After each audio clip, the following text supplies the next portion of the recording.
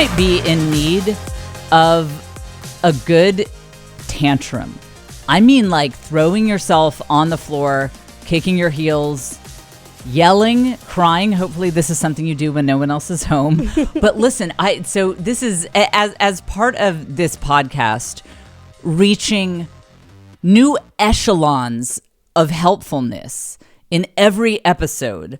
I've coined the term for a new syndrome that I think a lot of us suffer from, that I am just making up whole cloth. You know, the Academy of Psychology has not approved this at all, and I haven't consulted with any professionals. It's just me and the voices in my head deciding that this is a thing. But I think that you are going to be like, this is actually surprisingly accurate. This is surprisingly accurate. And how wild that the American medical system is in such a place that we're getting the best psychological advice we ever hear from a comedian's podcast. A comedian who is banned from a major medical facility, I might add, for threats of violence. This will be a much more coherent episode than the last one. You may recall that in good old episode 194, that was last week, right? Yeah. I've lived 1,000 lives since then. In good old episode 194, I received I found out that I'm banned from a very large hematology practice for threats of violence for something I said on this fine podcast. So, you know, what I like about this podcast is not only do I lose money on it, but it gets me banned from, places where I really need to be seen. By the way, update on that. It's fine. I have an appointment with another hematological practice on May 2nd. I'm actually not kidding. That's so I was diagnosed with a very serious deep vein thrombosis on January 26th. The first time I will have been evaluated by a hematologist will be May 2nd. If you would like to hear more about that, in this week's Village Hustle Patreon, that would be Village Hustle episode, I forget, 28. Yeah, 28. I didn't mean to go off on that as much as I did, but I went off on that whole situation. So patreon.com/thisisjen. Yes, that'll be the first time I see a hematologist is May 2nd. Now, part of that is on my end. I would have been evaluated by a hematologist sooner if it weren't for the, comedic threats of violence. So I accept responsibility for my part of of that situation. This doesn't, don't worry. If you ever get a DVT, you will not have to wait 5 months to be seen, because you don't have a podcast that causes nothing but problems in your life. So you'll be able to be seen like probably in a month. But it won't be 4 months. It won't be 5 months. So welcome to the Jen Fulwiler Show. This is the podcast where you learn the art of the village hustle. That is being a hot girl boss who knows that love and family and community are the foundations of all real success. This is, and also hot boy boss. The single young man contingent of this podcast listenership is just growing by leaps and bounds every day. I am your host, Jen. I am a stand-up comic, best-selling author, and mom of 6. Caitlin White is our lovely producer, and we publish new episodes every Wednesday morning. And you can get bonus content, including me doing a 7-minute rant on the doctor's office situation on Patreon at patreon.com/thisisjen. There are 2 levels, the basic level, which has the after party, and the level of the Village Hustle level. And for the first time in a very long time, this is an exciting announcement. Hit the exciting announcement sound effect. Ooh. We're going to do a live chat for all Patreon members of all levels on... Wait, what date is it? It is Monday. I forgot to put the date. I put Monday at 7 p.m. Central. What is it, Caitlin? March 4th. March 4th. Monday, March 4th at 7 p.m. Central. So that's 8 East and 5 Pacific. So Monday, March 4th. So you can join the Patreon anytime before then. Obviously, you get access to all the archives, everything I've ever put on Patreon. So you can join and get access. So join anytime before March 4th, and you can be part of that live. I will answer any questions. You can ask me anything. I'll maybe I can get banned from a few more places for what I say on my Patreon live, and it will be available by replay if you miss it. So that is patreon.com/thisisjen, and the link is in the show notes if you want to chat with me on that live. And the way these things usually work out, I think I should be able to get to most questions. So if there's something you really want to chat with me about live, I bet I'll probably be able to get to it. So join the Patreon before Monday, March 4th. That would have been incredible if I had written that down. As usual, we get to the main topic, which will be this this syndrome that I am convinced that a lot of us suffer from, and that I think it would benefit you to be aware that a lot of us have. We will get to that whole thing in the second half of the show. That is, we always get to the main topic in the second half of the show. In the first half, we are going to talk about my latest TikTok fixation. Like this is what I do to entertain myself now. This is my whole personality, is watching this one thing on TikTok. But first, I have a couple notes of things I want to mention before we get to that. One is someone pointed out that, all of this drama that has come up in my life and frankly driven a lot of listenership to this podcast, if we're being honest, is it all started with a DVT. Deep vein thrombosis. The initials are DVT. Someone on YouTube pointed out the last time there was this much controversy surrounding something I did or said, it related to me going to a Dita Von Teese show. And I made the horrible mistake of talking about that publicly. That'll be on the Instagram close friends from here on out. Made the grave mistake of putting it on my Instagram stories. And so there was this huge dust up about it with the, and you call yourself a Catholic, people. Well, whatever. Just look up that episode. The episode was called Villain Era, but someone on YouTube pointed out that the hang on.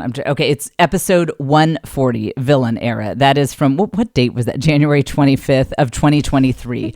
Villain Era. Oh, you know what's funny? It was exactly a year before. I was diagnosed with the deep vein thrombosis on January 26th of this year.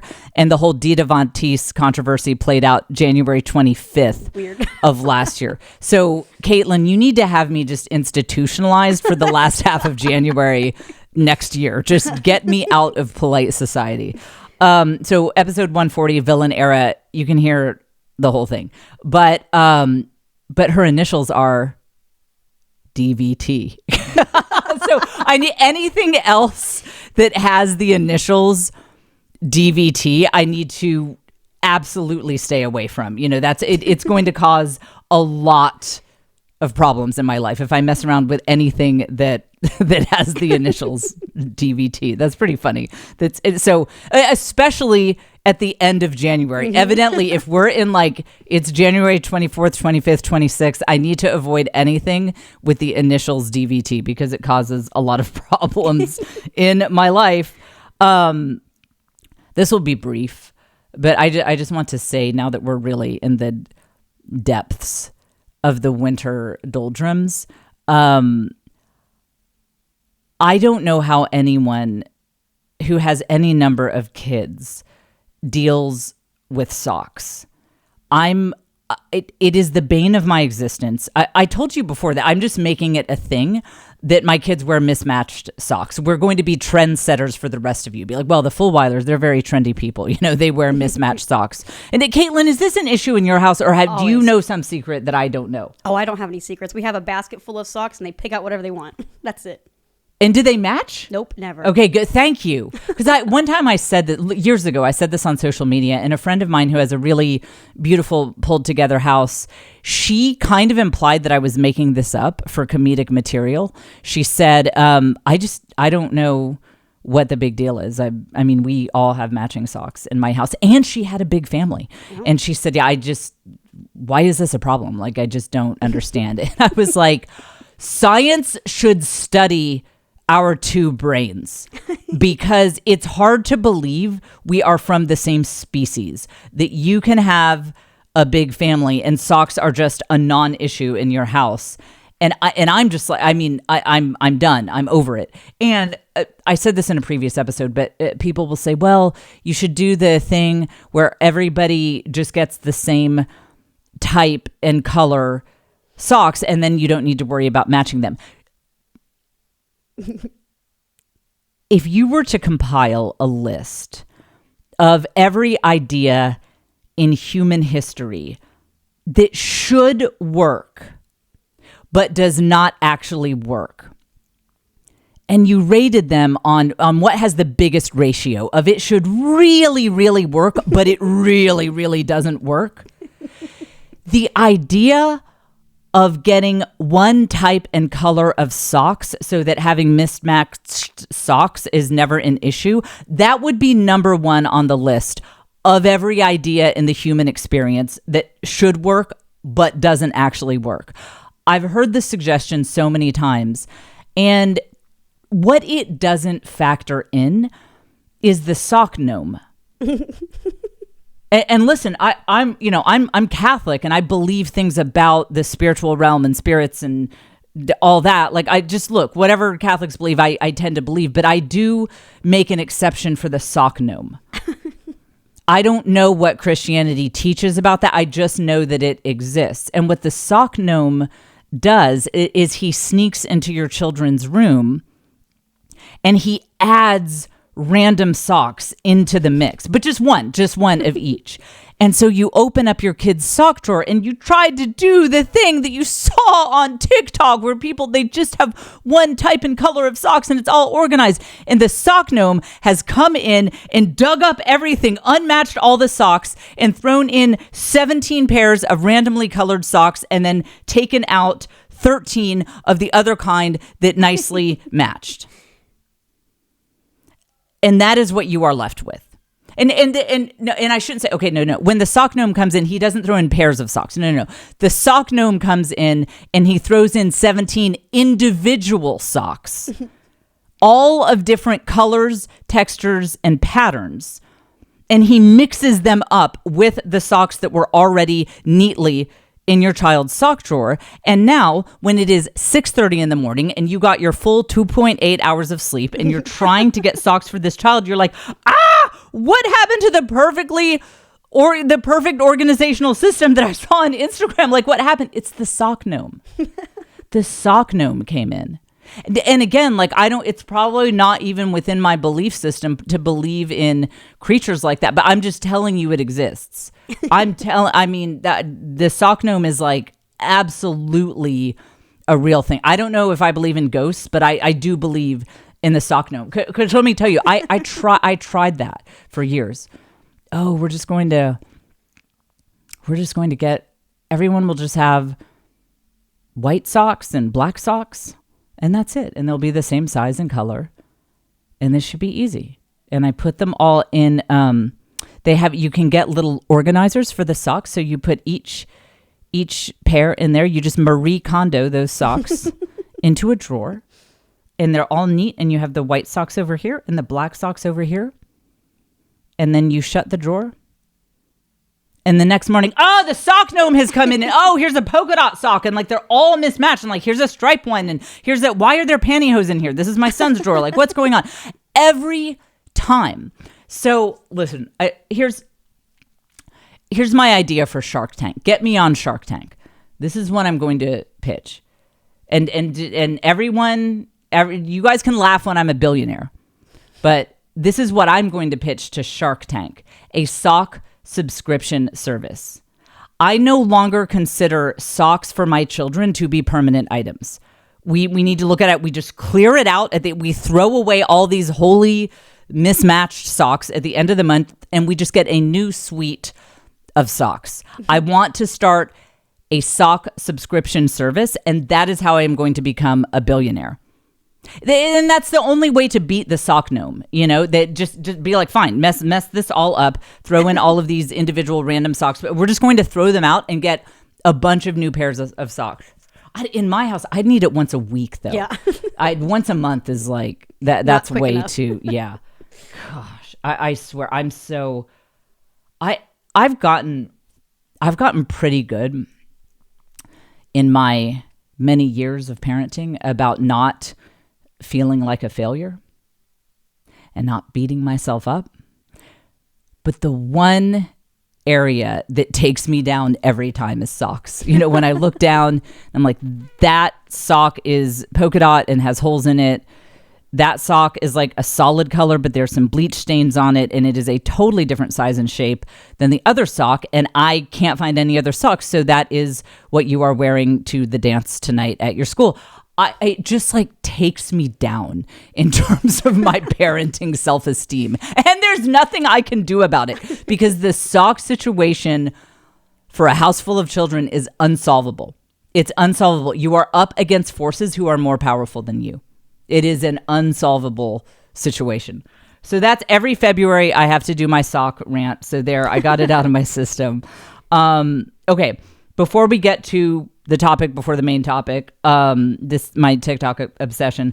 Caitlin has a very exciting announcement. She is now doing video production and editing services. Basically, what she does for me, she is willing to do for you or your business or whatever. Caitlin does it all. And let me give you a little endorsement here. Thanks. I've worked with a lot of people over the years. I've worked with many people. I've worked with some great people. Caitlin is top 0.1%. She does this crazy thing. Imagine this if you've ever worked with other people. This is crazy. I mean, just really sit down and think about this. If you've ever had employees or people who work with you or for you in any capacity, this is going to blow your mind. When you ask Caitlin to do something and she says she'll do it, get ready for this. She just does it. It's done. It's done when she said it would be done. It's unbelievable. And for those of you who haven't worked with people in that capacity, you might think, well, that's the most basic thing I've ever heard. Oh, no.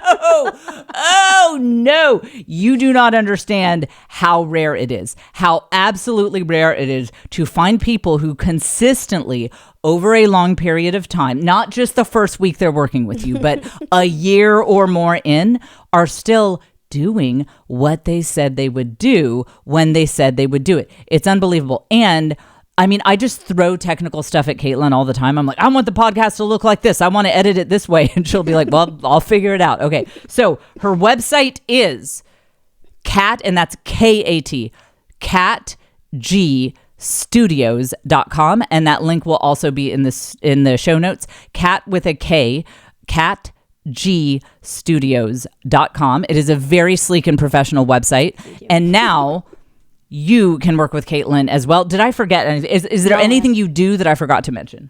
No, you're good. Okay. And also she just has a nice positive presence. So catgstudios.com, and the link is in the show notes. You're a sponsor for today. We finally have a sponsor. Yay. This podcast is sponsored by Cat G Studios. So work with Caitlin. She's incredible. catgstudios.com. Okay. So yesterday on TikTok, I see this woman I wasn't previously familiar with pop up on my feed, and she's going viral right now. It's like everyone's talking about this. The title of the video was "Who TF Did I Marry?" TF, of course, for my Catholic Ghetto listeners, it stands for Tenacious Faith. It stands for who in the folklore did I marry? There's a little bit of language in it, but it's not too bad. And And so I look at her profile. So her account is this woman is, I mean, she needs to be like an investigative reporter. She has this like genius mind for remembering details as she chronicles this stuff in her life. And so her account is Risa N. Tisa. Risa N. Tisa. She's really a very brilliant woman. And so I looked at her account. So I stumbled on part 6 or whatever of the title is Who TF Did I Marry? And so I looked at her account and I saw that she is currently on part 56. Whoa. I think it's in the 50s. That's crazy. Yeah, she's doing these videos. She's maxing out the time on these TikTok videos and she's on part 56. And so I thought, okay, obviously, I am not going to watch a 56-part video series. But you know what I will do? I'll just kind of start at the beginning and I'll watch a few. I just want to get a feel for what she's talking about. So she talks about how she met this man. They matched on a dating app and he was just this great guy. For example, she was headed to the first date and she had a blowout on her tire, had a blowout. And so she called him and said, I'm so sorry. I'm not going to be able to make it. I'm on the side of the road. This sucks. Sorry. So, and he was like, you know what? Let me come out and help you. So he came out, he changed her tire. He took her to a new tire place. He got her a new tire. He was like, you don't want to be driving around on this spare. He just dealt with everything. And then COVID happened. And so they decided to move in together. And I want to say it was even at first like platonic, but he had just moved to town. So he needed a place to live. I am so much more involved in this woman's life than I am in my own, by the way. Like my problems, like, whatever. Like I've got, look, we have Risa's life to figure out here. So I think it was like kind of platonic, but it was he needed a place to live. They met like right as lockdown was happening, and so then he started paying the bills. So Caitlin, doesn't this seem like you see how she could think, wow, I found a great guy here? Oh yeah, you know? I'd be like, sign me up. Yeah, like I found one of the good ones. I mean, he's so chivalrous. You know, showed up, changed her tire, and treated her well. Okay, so then in each segment of the video, she talks about how the red flags started to add up. I fancy myself a student of human behavior, so I start watching it, and I'm just thinking, okay, if I were single, would I have seen the red flags? And long story short, I am going to watch all 56 of the. I mean, I'm so in. I think I'm on number 24 at this point, and again on TikTok, you can search for Risa N. Tisa, or just search Who TF Did I Marry? It's like I was like brushing my teeth. I was walking around my house. And you should know you can also watch things on TikTok on 2x speed. That helps when you have a large volume of things to get through. So I want to point out a couple of things. One, about red flags, and two, about what makes her so engaging. Lots of people spill about bad boyfriends and people dumping them and things like that on TikTok. So why is Risa so much more engaging? Each one of her 56 videos has over 1 million views. Whoa. And they're recent. They're from like 5 days ago. She just started this and they all have over 1 million views. So why are we paying more attention to Risa than we are to other people who talk about things that have happened to them? There's a lesson for you and I when you want people to pay attention to you. There's a great lesson here, and I will get to that. But let's play one of her videos. Caitlin, I think we have part, what is this, part 9 or 10? Okay, so let me set this up before we start playing it. So Risa is with her now ex-husband. She was pregnant at the time. She found out she was pregnant. Unfortunately, she lost the baby to miscarriage. That was right. I think this happened right before that. And he had told her that he would buy her a BMW. So they went to the BMW dealership, and then just coincidentally, right when they were about to sign the paperwork, it fell through. And this had also previously happened with a house. They were just minutes from signing the paperwork, and he says, oh, it's just weird. The inspection report that I mysteriously cannot come up with, it showed something weird, so we're not getting that house. So we're starting to see a pattern at this point of he keeps almost bringing amazing things into her life. So at this point, he had taken her to the Audi dealership. He'd convinced her to get this really nice Audi. And then that is where this video begins. Let's take a listen to what Risa has to say here. He's at work. He sends me the voicemail. He calls me back. I said, it's 3:00. No one ever came with the car. What's going on? Oh yeah, the car was supposed to be delivered at 3 And then I remember I was like, well, do I need to call Audi myself? Because I thought that you handled it. But if you didn't handle it, do I need to call them? And so whenever I would suggest I will handle it, he would get very, very defensive. Red flag number 472. So he was like, no, I will call Audi. Don't do anything. I'll call Audi and find out what's going on. Okay. So I'm at home chilling, cooking dinner, normal night. He calls me back and says, yeah, the car was stuck on the truck in Spartanburg because apparently that's where their deliveries come from. So when he told me this, I was in the kitchen laughing because by this point, I will be honest, and I told y'all I'll be honest even when it makes me look bad. This is important. I was guilty of, on one hand, I believed him, and on the other hand, I was like, let me see what lie he come up with. Let me just see. But keep in mind, my brain was really like not rationalizing, not comprehending how deep the lie was. I just thought that no one told him the car was going to be delivered, and he made that up. Okay, so I love this woman, and I can't wait to spend my entire evening this evening getting to part 56 because, well, one of the things that makes her so watchable is she keeps dropping hints. Like in the previous video, I think part 8 or 9, she said that he was a vice president at a major condiment manufacturer, like I'm guessing it's, I don't know, Frito-Lay or Heinz or something like that. And he said he was a vice president. He did seem to occasionally be able to come up with large amounts of money. So that made sense. But she said he would always wear this outfit that was like blue slacks and a blue short-sleeved collared kind of polo shirt, kind of t-shirt. And he said it was because he was walking the factory floor. And she said it struck me that, yeah, I guess the factory floor thing makes sense, but it was kind of in the back of her mind. I don't think vice presidents dress like this, but when he left the house to quote unquote go to work, she would just notice that he was not dressed like you would expect a vice president to dress.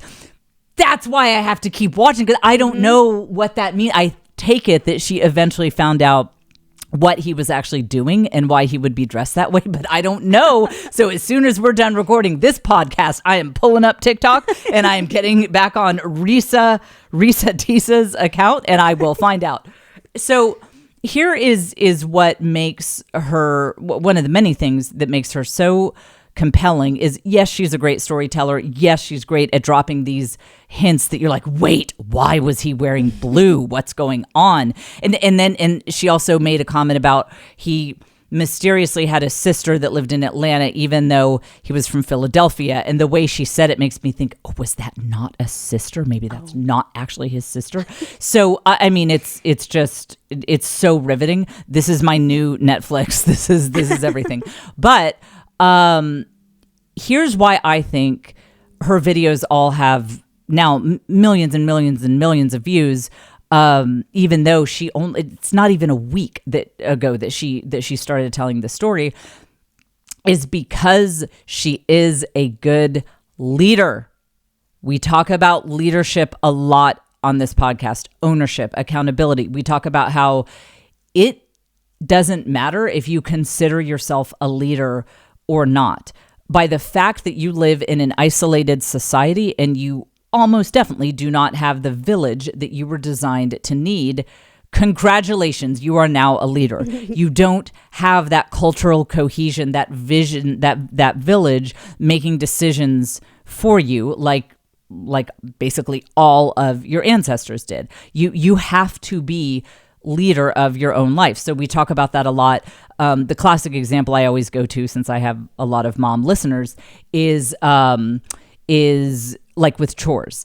that I've said this before and I'll say it again, that it's so common for moms to have an attitude, like to walk around the house and say, nobody ever helps me. Nobody ever helps me with this. Like this house is a mess and nobody ever helps me. But see, you are not taking accountability for the fact that the house isn't getting clean. So you are not being accountable while yelling at other people for not being accountable for their own chores. Like, watch how things change when you say, you know what, I'm the leader. This is on me. This is on me.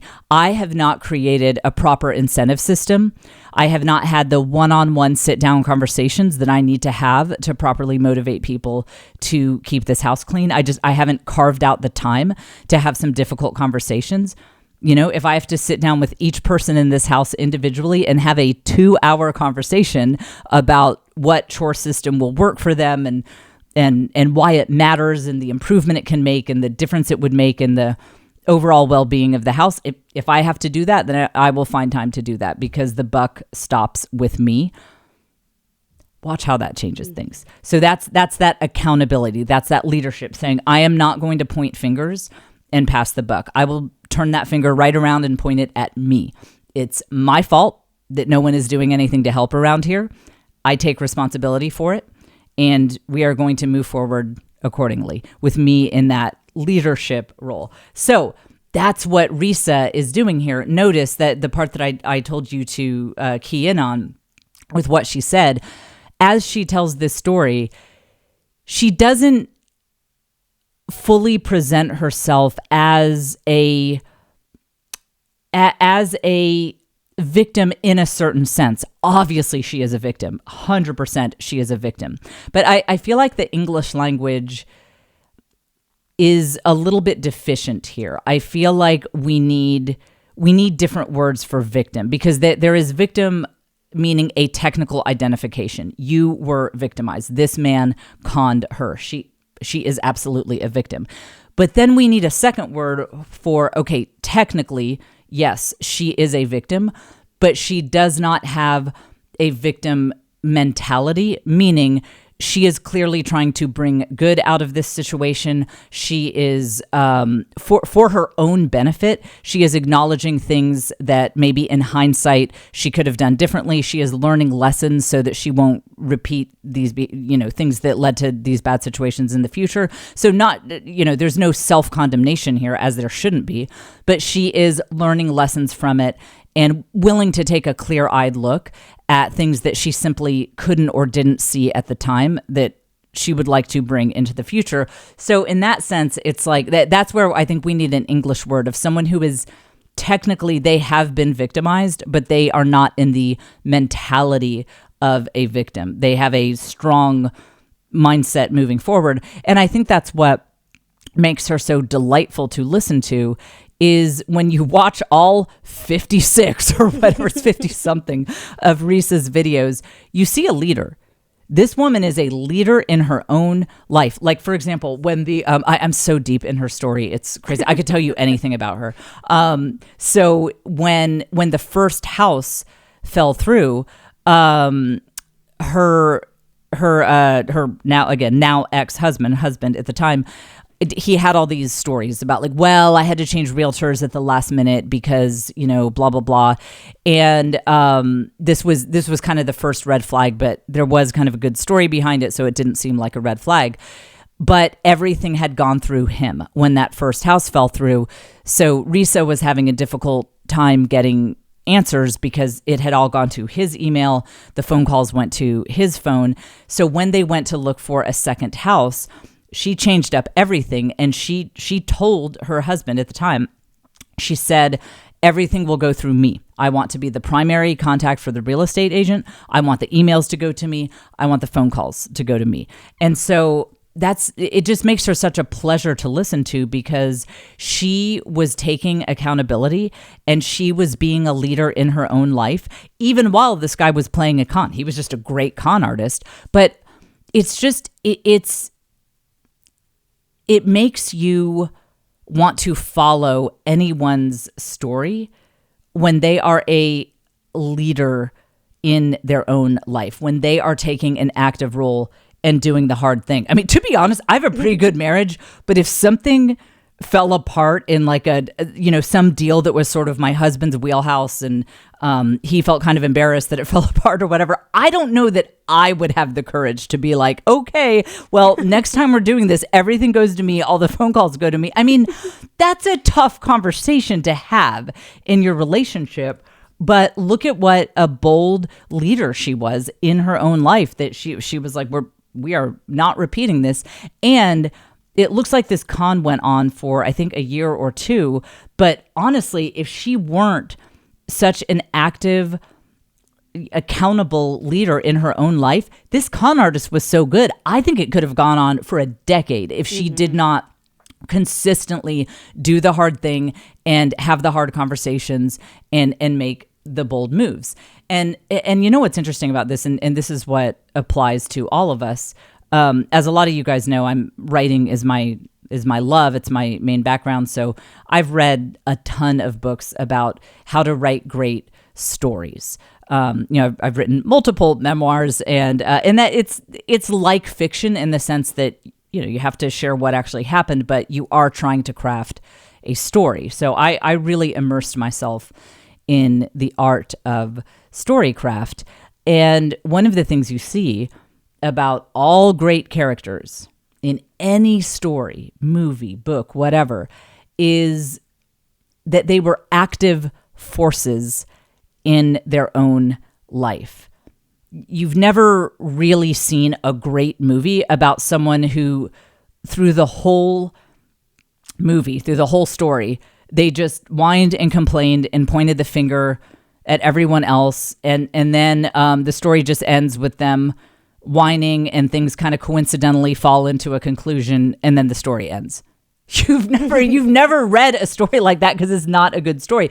In fact, there is like one of the things that is a classic bad writer thing to do is if you have a deus ex machina, I think that's how you say it. It's a Greek term, deus ex machina ending, meaning the main character is not the agent of their own resolution. Meaning, so what it comes from is in ancient Greek plays, I guess sometimes the writers were like, listen, we've got to go to like a festival and drink wine, and I don't really have time to figure out how to bring this story to an end.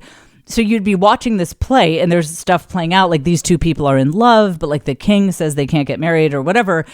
And then it would just end with a guy who's playing a god would actually be lowered down by a rope. And, he had robes on to like look like God. And he'd go and, he'd have some sort of fake lightning bolt and he'd just kill everyone. And that's how it ends. It's kind of incredible, honestly. Like next time I write a book, we'll just have a guy in a rope come down, like everyone dies. We're killing everyone. And there you go. And I mean, really, I wish we should, if as a writer, it would make it, much easier to wrap up your novels. But what that means with that kind of ending is that the protagonist, the main character, they don't resolve the situation on their own. And that is a very unsatisfying ending. There's actually a famous book a few years ago. I found it unsatisfying because the main character has been fighting this villain through the whole book. And then at the end of the book, an animal just kind of randomly chases the villain off a cliff. And that's how the villain dies. Those aren't the exact details, but basically that's the idea. And it's like, okay, that is so unsatisfying because this main character has been fighting this villain the whole time. And I kind of wanted the satisfaction of like the main character resolves this. Mm-hmm. So that's that kind of ending. And that is how you live a great story. Risa has turned her tragedy, a terrible tragedy, into a great story to the tune of millions upon millions upon millions of views. And we talk a lot on this podcast about how you can live a great story. And we also talk about the importance of leadership and being accountable in your own life. But until I watched Risa's videos, it never occurred to me that we need to combine these two and to spell this out for you. If you want to live a great story, You cannot live in victim mentality. You can't have this woe is me, nobody helps me, pointing the finger at other people mentality. That is a boring story. Nobody wants to go to the movies with their popcorn and watch that movie about a whiner who says everything is everyone else's fault. It's a terrible movie. If you want to live a great story, you have to be a bold, decisive person who takes accountability for your circumstances and for your life. And I think that's what a lot of us are missing. We say, oh, I want to live a great story. I want to live a great story. All right. Then start taking accountability and stop blaming your spouse or your kids or your neighborhood or your parents or your circumstances. And I'm not saying these people are not messing with you. I mean, I know people who come from seriously toxic circumstances. Well, look at Risa. She was married to a literal con artist. And she acknowledges the harm that he did to her, but she is also taking accountability for her own life and what she is going to do moving forward, taking a clear-eyed look at the lessons she can learn. This is, man, you talk about main character energy. That's Risa, like total main character energy. And you know, that's a popular term now. That's big on social media to say you want main character energy. Ooh, she has main character energy. That comes from accountability. No one has ever seen another person pointing fingers, whining about how nobody helps them and they can't get a break and been like, ooh, main character energy. That's something energy, but it's not main character energy. You have to be responsible for your own circumstances in your own life and have that leader mentality in order to have main character energy. And when you have main character energy, you will start living a really great story. You will be a protagonist who is worthy of an epic plot. It all starts with taking responsibility. It all starts with stepping into leader mode in your own life. So that's the big thing I learned from again Risa and Tisa. And the other thing I want to say about that, and she points this out too, is that I think one of the things that happened here is she didn't see the red flags in part because it was COVID and she was very isolated from her village. People talk about, you know, do you see red flags in people? Do you notice the red flags? Well, people weren't meant to see red flags in isolation. Dating and friendship and forming relationships, it was always supposed to happen in village, in community, and your community would help you see the red flags. If you've ever gotten completely played by someone, and no one watching can relate to that. No, nobody. Of course not. But listen, if you've ever gotten completely played by someone and you feel like a fool for not seeing the red flags, you weren't meant to see all the red flags on your own. You were meant to be doing all this in a village where you would have 7 cousins and 8 brothers and sisters and 10 aunts and uncles who were all taking you aside and being like, is that normal that he's doing that? Like, I think maybe that story about why he got home so late that night, does that seem a little crazy to you? Red flags are supposed to be parsed out in the context of a village. And so, you know, whenever you're forming friendships or dating or anything like that, if you don't have a village, which most of us don't feel bad if you miss some red flags, because it was never supposed to be up to you alone. Finding red flags, it has never been the job of just one individual. And I would also add, part of a village is that you have there's a multi-generational context. You have people of all ages around you. So if you're like 24 and in the party scene and you guys are drinking and doing some edibles and that's what all of your friends are doing, you guys are probably all missing the same red flags. Yeah. But in a village context, you would have your grandmother and your aunt and your cousin and people of different backgrounds and income levels and education levels and ages to evaluate the situation and say, that guy's playing games. Like, I'm seeing some red flags that maybe your peers are not seeing. So just think about that when I have a feeling you are going to be binging Reese's content, as I think is what we're all doing tonight. Yep. Just remember that part of the reason this happened to her, an obviously highly intelligent, highly, responsible and accountable woman, is it was COVID. It was isolation. It sounds like, because I know everything about her life, her mom and aunt are from New Jersey. I mean, I know everything about her. She does have kind of a community, but because COVID was happening, they just didn't have that much of a chance to get to know this guy and to see the daily interactions. So there you go. Those are my thoughts on Risa Tisa. I need to hurry and get to the main topic because I have to go watch the other 57 videos that I have not watched. I will keep you guys posted. Okay.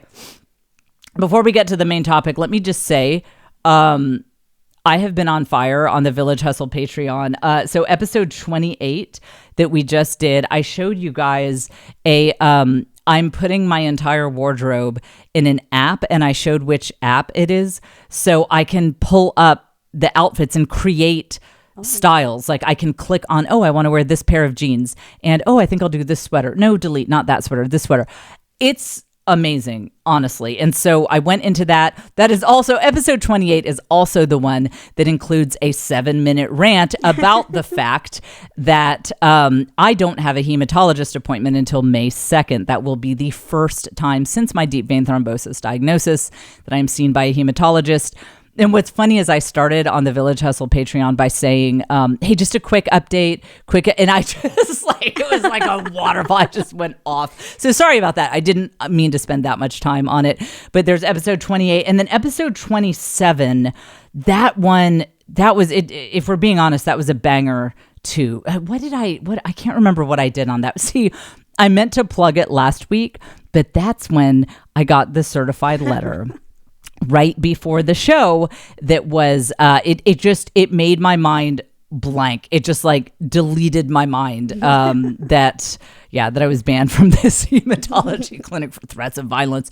So I didn't remember to plug it last week, but it was a good one as well. And I just have a lot of fun with these, as well as the after parties that we do. You can sign up for the Patreon and get in on the live that we are doing on Monday, March 4th at 7 p.m. Central. That's 8 p.m. East, 5 p.m. Pacific. When you join the Patreon, you can be part of that live, and you will have access to the replay. All Patreon members of all levels will have access to the replay if they miss it. So that link is also in the show notes. Okay.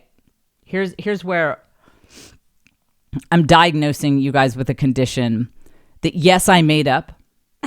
Yes, I am a stand-up comic and not a mental health professional. But I think you guys are going to be like, she's onto something. She's onto something with this. Okay. I think that a lot of us suffer from something that I am calling, I didn't think of what the acronym is. It's NVTS. That stands for No Village Trauma Syndrome. No Village Trauma Syndrome. So that is when you have symptoms of PTSD and of trauma and of you just feel anxious all the time. And you really shouldn't. It's fine. You do not live in a war zone. You're fine. Everyone's fine. And yet you have almost constant anxiety and you have difficulty feeling safe.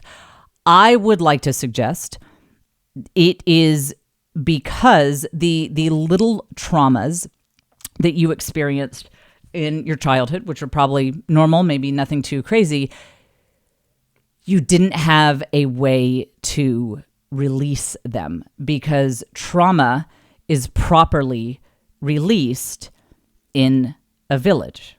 And we've touched on this before, but this is the episode where it all comes together, because what I said before is, so think about this. Whenever tribal communities go through something traumatic, so let's say they go to war, or they go on a big dangerous hunt or something like that, what do when they come home? What do when they come back? Very often, you see this across many, many cultures, many times and places all over the world. They sing and they dance. This is a very, very common thing. You see it. I mean, you see it with the Maori down in New Zealand. You see it in like the tribes in the Congo. I mean, you see it in the New World, in tribes in the Amazon. I mean, it is such a universal thing that when the community has experienced something that is in any way traumatic, you sing and you dance and you let loose. And there is that expulsion of tension through movement. And I'm getting a lot of this from the book The Body Keeps the Score. That's a good starter book on this. And then I've read a bunch of others in that line as well, including one by Peter Levine in Walking the Tiger. He says, this is a great quote, listen to this: "Trauma is not what happens to us, but what we hold inside in the absence of an empathetic witness." Isn't that good? Yeah. So you know what? I'll do even more. I'll read it again in my full audiobook voice. I'm an audiobook reader. I've done multiple audiobooks. Okay. Audiobook voice. "Trauma is not what happens to us, but what we hold inside in the absence of an empathetic witness." Sign me up. I'll read the whole Walking the Tiger audiobook. So, that concept of there being an empathetic witness to your trauma, which is what Peter Levine focuses on, and then the author of The Body Keeps the Score focuses on more of the movement angle of it. When you combine those two things, you realize that in order to release any kind of trauma, even something that is not a life-ruining thing, maybe one of the bullies at school calls you ugly. It's terrible, but that it's not like growing up in a war zone. It's not like being beaten. But if you don't have an empathetic witness, if you don't have your own version of the campfire where you can dance around and make fun of the bully and kind of act out what happened and take power over that situation by acting it out and maybe belittling whoever it was who hurt you, it all gets stored inside. And then you have symptoms of post-traumatic stress very similar to people who have actually seen either combat or terrible accidents or things like that. You can have very similar symptoms of post-traumatic stress, including insomnia, a constant feeling of anxiety, a difficulty feeling safe, a difficulty feeling love, a difficulty feeling accepted. You can have all of these symptoms of trauma, even if you had a good childhood. And again, we're calling this, NVTS, No Village Trauma Syndrome. See, this is what happens when you have a comedian making up mental health diagnoses, NVTS. And so what do we do about that? What do you... If you think you have that, what do you do? I mean, first of all, don't take like major mental health advice from a comedian.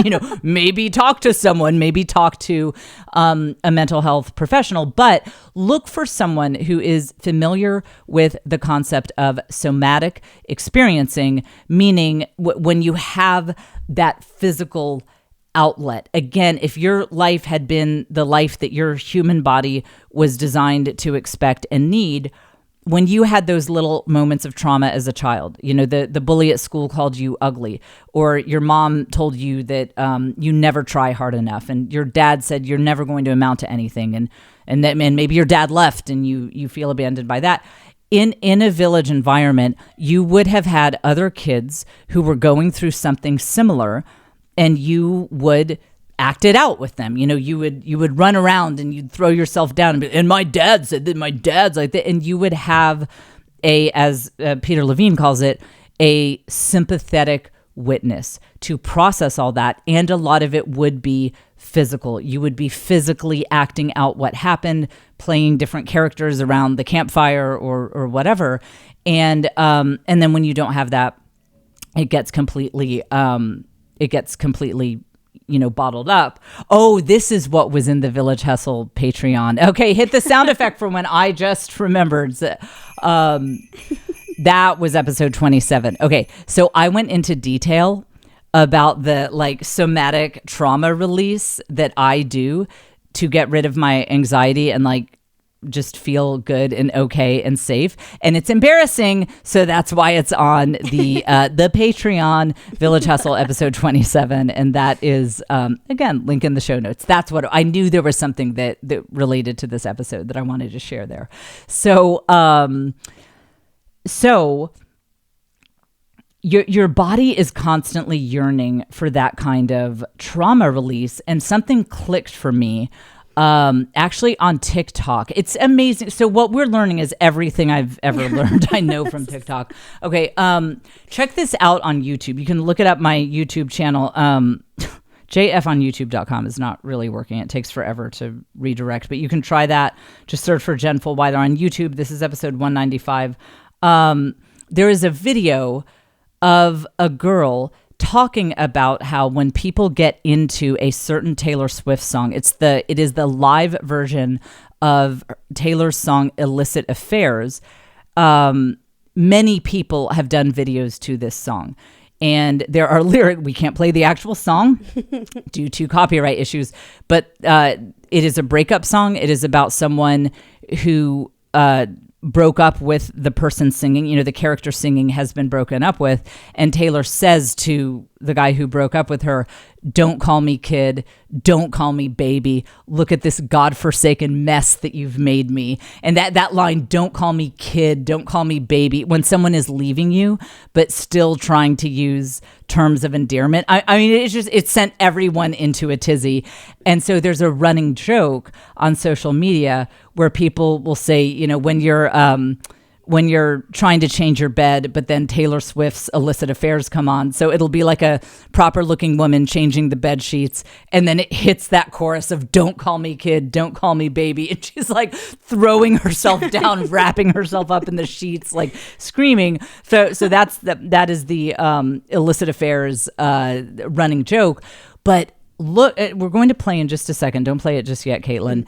There is a girl who pointed out something really interesting about how people look when they act out this very emotional trauma release song. And since we can't actually play Illicit Affairs, let me look. I'm going to play some corporate inspiration music because I think it would be hilarious. So, and I'll describe what's happening for those of you just listening on audio. So let me try out. Can you hear this? Yeah, turn it. This is like the exact opposite of the Taylor Swift song. It's royalty-free music. It's called Corporate Inspiration and Success. It's incredible. All right, play the video of the girl acting out Illicit Affairs, and we'll play some corporate inspiration music with it since we can't do the actual song. Go ahead, Caitlin.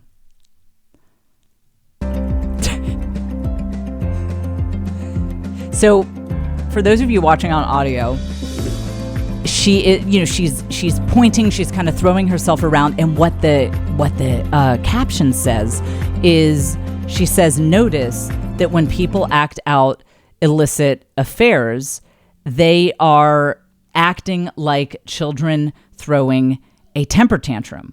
I think that is such an interesting insight. That this is very much a trauma release song, if there ever has been one. It's the kind of song that you just let it out, like all this hurt and anger. But that is such an interesting insight that she points out, that people look and act like children throwing a tantrum when they act out the lyrics to this song.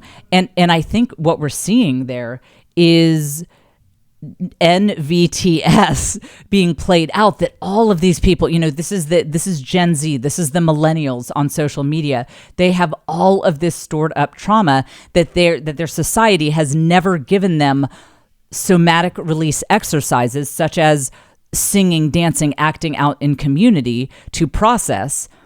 And so this is how they are using Instagram, TikTok, these kinds of apps. They are using it as trauma release.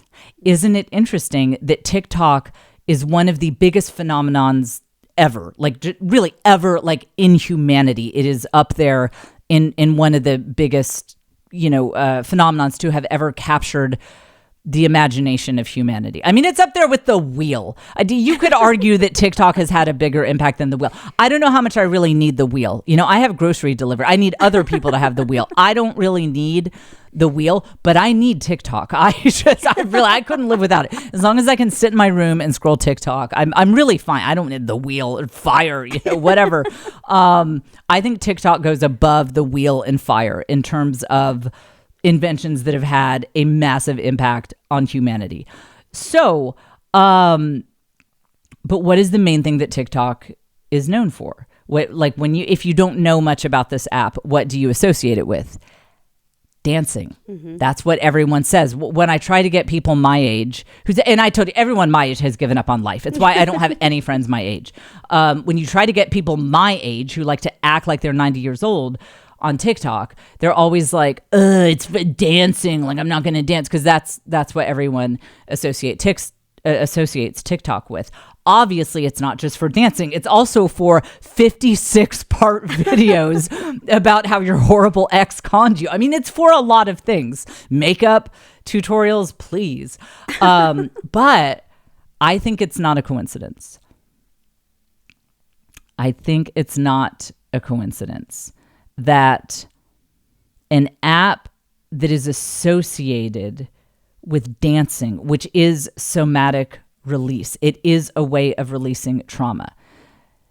An app that is associated with this trauma release activity has utterly captivated a generation of humans who have no village trauma syndrome, who did not have this kind of thing in their upbringing to release the little traumas that accumulated with, as Peter Levine would say, no empathetic witness. So think about it. Let's say you're currently 30 years old, and when you were 18, let's say a boy completely screwed you over. Like, it was terrible. He did something terrible, and it really deeply hurt you. But let's say you have a life like a lot of people. Like my life, it's like I don't have siblings. My father didn't have siblings. We did not live anywhere near my mother's siblings. I only saw them like once every 2 years. Same with, I have a few cousins. My grand total number of cousins, like you can count on one hand. And I never saw them because we never lived in the same part of the country, and we moved a lot. So I didn't have a consistent group of friends. And this was also pre-internet, so you couldn't, text or message or anything like that. And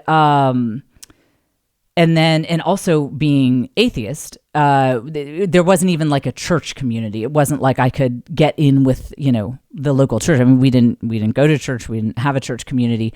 So it was this constant uprooting with no village, with no community, with no quote unquote sympathetic witness to help me work out any of the little, normal life traumas that I accumulated. And I think my case is pretty extreme in terms of the isolation I grew up in. But I think a lot of you have something similar in the sense that maybe for you weren't an only child who was an atheist and moving all the time, but maybe for you, it was that your family was not close. You technically had siblings, but there was a culture in your house where it was normal to fight and dislike each other and be competitive with each other. Well, in that case, you might as well be. You're an honorary only child in terms of trauma release. If your siblings weren't people who you could turn to and just do that whole acting out, and then he said this and I was like this, that's trauma release. And if your siblings weren't people who you could do that with, then you're an honorary only child. And if you didn't live around aunts and uncles and cousins and people who had your back, that's how the imperfections of parents have always been worked out. Maybe your mother was emotionally unavailable and your father was a little more physically rough than he should have been. In village society, maybe you would have a really loving aunt who stopped by and just loved you up and gave you big hugs. Like my grandfather actually had that situation. His parents needed a little bit of work, but he had this very loving Aunt Ella that I still know her name. This woman was born in like 1895 and I still know her name because of the impact she had on my grandfather, Aunt Ella. Like all the love he experienced in his childhood was pretty much from her. And that's how life has always been. You have this extended family and community that can make up for your parents' flaws. And if you didn't have that, then every one of your parents' mistakes and flaws got kind of internalized by you, and there was no one to smooth it out. Again, no village trauma syndrome. So all this is to say, so let's say you're 30 now, but when you were 18, someone really hurt you, someone treated you very badly in a relationship, and you didn't have, maybe you had a sibling, but not someone you could talk to at all. So all of that trauma got internalized. Well, now, present day, you're 30 and you're on TikTok, and Taylor Swift's Illicit Affairs comes on when you're trying to make your bed, and you're throwing yourself down, you're wrapping yourself up in the sheets, you're kicking your feet. You look like a child throwing a temper tantrum, but what you don't realize is that is the somatic release. That is the release that your body has been begging for all of these years. And I think that's why TikTok is the phenomenon that it is, because TikTok is associated with dancing, and dancing is a way we release trauma. Dancing is a form of somatic release. And I think that's something that nobody talks about, of why TikTok is so popular, that a lot of us have this stored up trauma, and these little TikTok dances, as silly as they are, is a way to release it. I really think that's why it has it's had the incredible power that it has. Well, that and 56-part videos about conmen. So you probably have NVTS. If you have anxiety that you have trouble dealing with, if you overthink everything, if you overanalyze everything, if you just have trouble feeling safe, you probably have this. And I'm reading a novel. I'm a little romance novel. Actually, it was suggested to be by the comedian Jordan Macon, his wife Adrienne, just this unbelievably gorgeous, brilliant woman. So Caitlin and I were actually having drinks with her at a comedy club in Utah, and she was recommending, she was like, there's some novels that could be kind of fun. And finally, I reached a breaking point last week. I texted her. I was like, I can't read one more novel about repressed white people skulking around mansions. I cannot read one more novel in that genre. I need a romance novel. I need a girl who just wants to start a Christmas tree farm, but the corporate overlord won't let her, and a nice handyman comes to her aid. That's the novel I need. No more depressed white people in mansions. I can't take it. Okay, so anyway. That was a tangent. Yeah. Sorry. That doesn't have anything to do with anything. But so in this novel, there was just this one line about it's the first person, and she says, "Yeah, the guests were coming over, so I set out the frozen ground turkey to thaw to make a meatloaf." That's the most straightforward statement in the world, right? Yep. Yeah. Okay, not for me. The amount of stress that when I set out meat to thaw, my anxiety level is 9 out of 10. I mean, my mind is going a mile a minute. I'm like, how do you even know? How do you know when this will thaw? And you don't know. And it's and it doesn't really work to microwave it. I don't know why. I just kind of perceive that it won't work. And what if I think it's thawed, but it's not thawed, and there's some frozen parts in the middle, and then I make this meatloaf for people, and then people start dying. They actually start dying. They can't function. They can't do their jobs. They're all in the hospital because I didn't thaw the meat correctly. You think I'm kidding? I'm not kidding. When I saw that, I was like, it's funny that they said she just set out the meat, and it wasn't like a huge thing for her. I was like, can other people just set meat out and it doesn't cause them 9 out of 10 anxiety? So that's an example of no village trauma syndrome. I was doing a meditation on YouTube, and they said, imagine, so this will relax you. They said, imagine being in the most beautiful place you've ever been. So I did, and it stressed me out. It just caused me so much stress because, first of all, I was like, well, it was a beach in the Cayman Islands, but I was getting sunburned. And also the sand was really hot. And I was like, oh, I'm never going to get the sand out of my shoes. And then I was like, is that crab going to bite me? Do crabs bite? No, they just have the pincers. I mean, that's what, like, I'm serious. I'm not even kidding. This meditation is for normal people that they can imagine being in the Cayman Islands and it makes them happy. All it does is cause me stress. It only causes me stress. I'm like, there's a thing. Okay, this is actually, listen, maybe I'm just more logical than everyone else because there is a thing called sea lice. It's like microscopic jellyfish. And when you swim through it, it stings you a little bit. It doesn't cause any harm, but it hurts. And that's what it made me think of. It did. I was like, well, I mean, yeah, that water was really clear, but I mean, if I go in it, there could be sea lice. I mean, I'm not kidding. And then they're like, imagine being with someone you really love. So, I imagine like hanging out with my kids and then just stress of like, am I being a good enough mom? I'm probably not being present enough. There was no exercise in this YouTube meditation video that would lead me to feel safe and calm. I'm not kidding. I mean, they were like, imagine a place. No, that just causes me stress. Imagine a person. That causes me stress. Imagine you're with God. I'm like, oh, that's the worst. Like he definitely is probably mad at me for plenty of things. And there was nothing. There was nothing I could imagine that would allow me to feel safe and calm. Oh, another one. This is okay.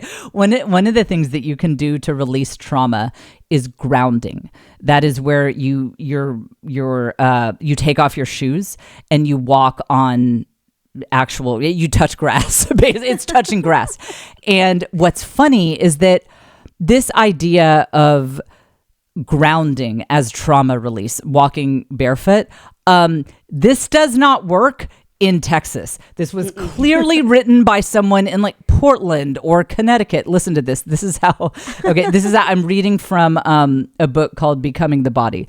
It says, all right, so this book says this is how you do grounding.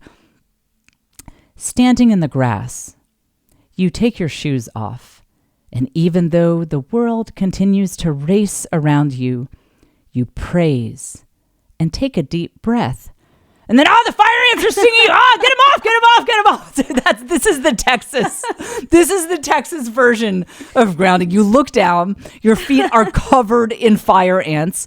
You jump away from the fire ants, and then there's a scorpion. So you jump on the scorpion. Now its little pincer needle is stuck in your heel, and you run away over the craggy rocks that are now cutting your feet, which are bleeding, and a rattlesnake bites you.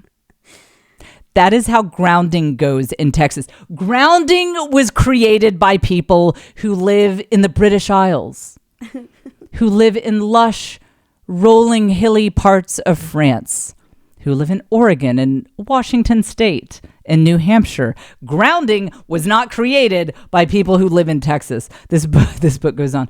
You close your eyes and feel the soles of your feet connecting to the earth below you. That's a thorn. It's one of those thorns that has like poison on it. Like, and while you're trying to get the thorn out, you see a tick.